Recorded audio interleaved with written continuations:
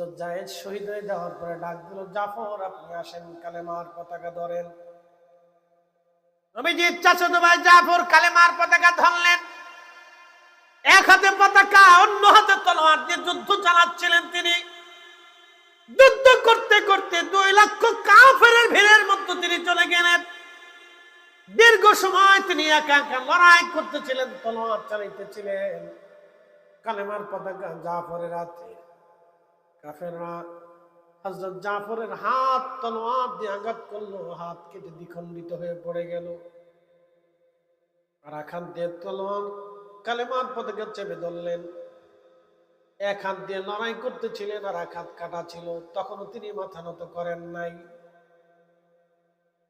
কালেমার পতাকা ধরেছিলেন তিনি। কাফেররা ওই হাতের উপরে তলোয়ারে আঘাত করলো, ওই হাতটা কেটে ছিটকে জমিনের মধ্যে পড়ে গেল, কোনো হাত নাই। জাফর কালেমার পতাকা কামড় দিয়ে ধরলেন। একটাই চিন্তা, আমি জাফর শহীদ হব, কিন্তু এই পতাকা জমিনের মধ্যে পড়তে দেব না।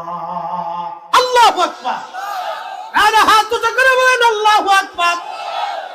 এটা মন্ডল থেকে আজকে নিয়ত করে যেতে হবে, সুন্নাতের জন্য, রাসূলুল্লাহর ইজ্জতের জন্য, এই ঈমান আকীদার জন্য, আউলিয়া কিরামের মহব্বতে, আল্লাহর দ্বীনের জন্য, জিহাদের ময়দানে যাওয়ার জন্য আমরা হযরত জাফরের মতো তৈরি থাকতে হবে। হাত উঁচু করে বলেন ঠিক না ঠিক?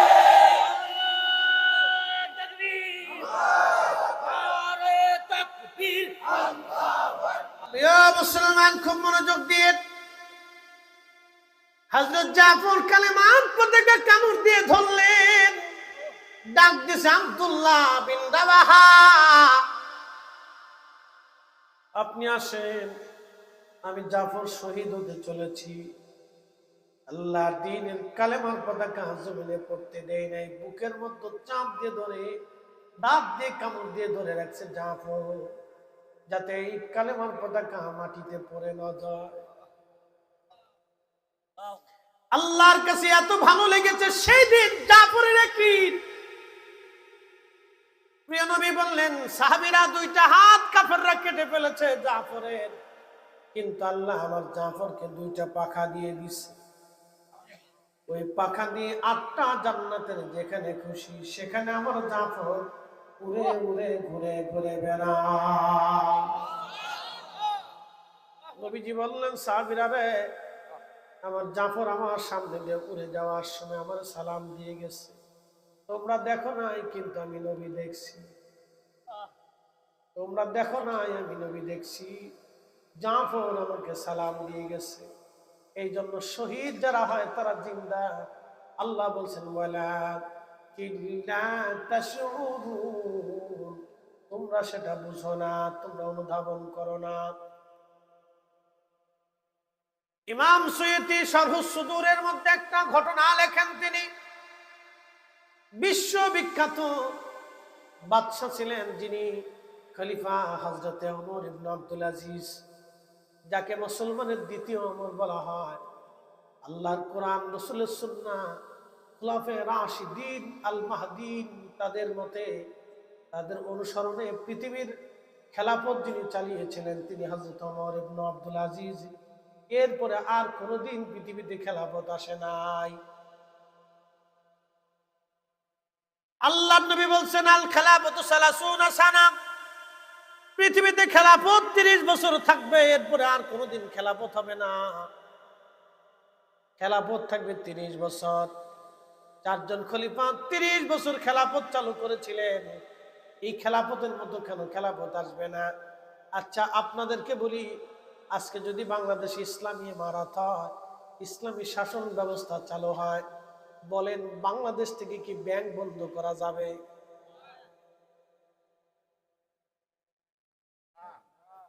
যারা বুঝবান আছেন তারা বলল শিক্ষিত, ব্যাংকিং ব্যবস্থা বন্ধ করা যাবে? রপ্তানি আমদানি বন্ধ হবে? তাহলে ব্যাংকিং ব্যবস্থা বন্ধ হবে না, সুদ যাবে না। আর 100% ইসলামী আইন ব্যবস্থা চালু করা সম্ভব হবে। এই জন্য রাসূল বলেছেন, আল খেলাফতু 30 সানা, এটা 30 বছর থাকবে, এরপর আর থাকবে না। এরপরে আমার মাহদী আবার পৃথিবীতে আসবে। আমার মাহদী মাহাদি হবে হাসানি হুসাইনি, হযরত হাসান এবং হুসাইনের সরাসরি রক্ত। বাবার নাম হবে আব্দুল্লাহ, আমার মাহাদির নাম হবে মুহাম্মদ, পরিচিত হবে ইমাম মাহদী হিসেবে। আল্লাহর নবী বলেন 40 বছর ধরে মরুভূমিতে মরুদ্যানে ছাগল, উট, দুম্বা, ভেড়া চড়াবে। পৃথিবীর কোন মাদ্রাসা আমার মাহাদী পড়বে না, কোন স্কুলে পড়বে না, একটা অক্ষর কারো কাছ থেকে শিখবে না। 40 বছরের শেষ দিন সূর্য ডুবে যাবে, ওই দিন রাত্রিবেলা আল্লাহ মাহদীর কালবের ভিতরে উলুমুল হাদিস, উলুমুল ফিকহ, উলুমুল তাফসীর, উলুমুল বালাগাত, উলুমুল লুগাত, মান্তিক, ফাসাহাত, রাষ্ট্রনীতি, পররাষ্ট্রনীতি, যুদ্ধনীতি, সমাজনীতি, এমনকি পৃথিবীর এমন কোন বিদ্যা নাই যেটা হযরত মাহদীর কালবের ভিতরে আল্লাহ ঢুকায় না দিবেন। এক রাতে আল্লাহ তাকে পৃথিবীর শ্রেষ্ঠ জ্ঞানী বানায় দিবে। একবার জোরে বলা যাবে কি মারহাবা। এই কয় রাতে?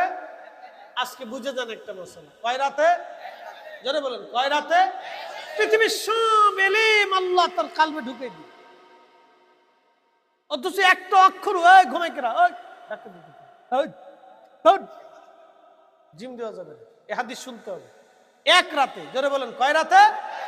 একসাথে বলেন, কয় রাতে? এক রাতে মাহাদীর কালবে আল্লাহ ইলম ঢুকিয়ে দিবে। এখন প্রশ্ন করি, জবাব দিবেন, এক রাতে মাহাদীর কালবে আল্লাহ ইলম ঢুকিয়ে দিবে। এক রাতে যদি ইলম আল্লাহ ঢুকাই দেয়, মাহাদী দিয়া নবী না নবী দিয়া মাহাদী? কথা বুঝেন না? বলেন, মাহাদী দিয়া কি নবী না নবী দিয়া মাহাদী? মনোযোগ দিয়েন। আমার রসুলের নসলে আসার কারণে মাহাদীর ইজ্জত আল্লাহ এত বাড়াবেন। আহা, যে মাহাদীর কালবে আল্লাহ এক রাতে যদি ইলম ঢুকায় দেন, তাহলে আমার রসুল কত বড় ইলমওয়ালা ছিল। আমার ওই রসুলের ইলম নিয়ে যারা প্রশ্ন তুলে, বলেন আমরা বেদাতি না হেরা বেদাতি?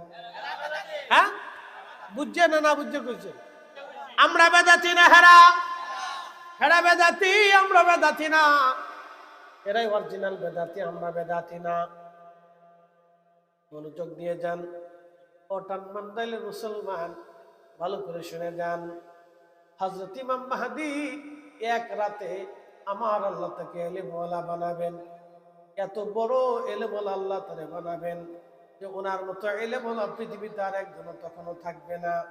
আল্লাহ নবী বললেন, আমার মাহদী সারা পৃথিবীতে এমন ভাবে কালেমার পতাকা উড়াবে, যেইভাবে আমি দ্বীন ও মিল্লাত প্রতিষ্ঠিত করেছি, ইসলামী হুকুমত আমি কায়েম করেছি, আমার মাহদী একই রকম ভাবে দ্বীন ও মিল্লাত কায়েম করবে। এমন ভাবে সারা পৃথিবীতে ইনসাফ প্রতিষ্ঠিত করবে আমার মাহদী। ও আমার উম্মতেরা, তোমরা শুনে যাও, ওই সময় একটা আনার ফল দিয়া সারা গ্রামের মানুষ একটা আনার ফল খেয়ে শেষ করতে পারবে না। একটা গভীর দুধ সারা গ্রামের মানুষ একটা গাভীর দুধ খেয়ে শেষ করতে পারবে না। এত পরিমাণে আল্লাহ, এত পরিমাণে আল্লাহ বরকত দিয়ে দিবে। শুধু বরকত আর বরকত হবে। সেই সময় ফসল এত পরিমাণে হবে, এত পরিমাণে হবে, এত পরিমাণে হবে যে আল্লাহ এত পরিমাণে বরকত দিবে যে পৃথিবীতে কোথাও কোনো দুঃখের লেশ মাত্র থাকবে না।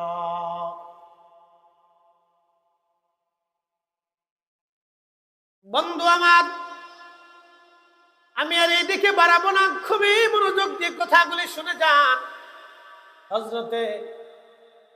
হযরতে আল্লাহ নবী বলতেছেন, ওই মহিলা তার ছোট্ট বাচ্চাকে ঘরের মধ্যে নিয়ে বললেন, বেটারে, আমার 6টা বাচ্চা শহীদ হয়ে গেছে, সবাই 2 বছর করে দুধ পান করাইছি, তুমি আমার ছোট্ট সন্তান। বেটা, তুমি দুর্বল হয়েছিলা, পুষ্টিহীন ভাবে তুমি জন্মগ্রহণ করেছিলা, তোমার শরীরের পুষ্টি বাড়ানোর জন্য আমি মা তোমার 4টা বছর ধরে আমার দুধ পান করিয়ে বড় করেছি। আমার 6টা সন্তান নেই, 2 বছর দুধ পান করিয়েছি, আর আমার 4টা তুমি একটা মাত্র সন্তান, সবার ছোট, পুষ্টিহীন জন্ম নিয়েছিলা। তোমার শরীরের পুষ্টির জন্য আমি মা তোমার 4টা বছর দুধ পান করিয়েছি। সবার কাছে আমার হক যেমন, তোমার কাছে আমার হক বেশি। আমি মা হয়ে বলতেছি, বেটারে, কিয়ামতের ময়দানে তোমার ভাইরা আল্লাহর আরশে মুআল্লার নিচে তারা থাকবে, কারণ তারা শহীদ। তাদের জায়গা হবে আরশে মুআল্লার নিচে। বেটা, বাচ্চার কথা শুনিয়া হারাম খাইয়া তুমি জাহান্নামে যাও না। আমি মা চাই তোমার বাকি সন্তানদের সঙ্গে তুমি জান্নাতে চলে যাও। ছেলেটা ডাক দেয়া বলতেছে, মা ভুল বুঝবেন না গো মা, আমি ভাবছিলাম আপনি গোপনে নিয়ে এসে আমাকে শুয়োরের গোশত খাওয়ার জন্য আপনি আমাকে অনুরোধ করবেন, আমারও বুঝাবেন যাতে আমি শুয়োরের গোশত খাই। মারে, আমার চোখের সামনে 6টা ভাই শহীদ হয়ে গেছে। ও মা, আমার 6টা ভাই জান্নাতে চলে গেছে, আমার জীবন চলে যাবে, শুয়োরের গোশত খাবো না। আমিও চাই আমার 6টা ভাইয়ের সঙ্গে আমি জান্নাতে চলে যাব। একবার জোরে বলা যাবে কি আল্লাহু আকবার। ইমান দেখছেন? ইমান কঠিন, ইমানের অধিকারী তারা কঠিন। একিনওয়ালা ছিল, একিনওয়ালা, দৃঢ় বিশ্বাস ছিল সেই দিন। কল্পনা করতে পারবেন, বাচ্চার সামনে মাথা নত করে নেই, ভাই শহীদ হয়ে গেছে, তিলে তিলে তিলে তিলে নির্মম ভাবে হত্যা করেছে, কেটে কেটে কেটে কেটে টুকরা টুকরা করা হয়েছে।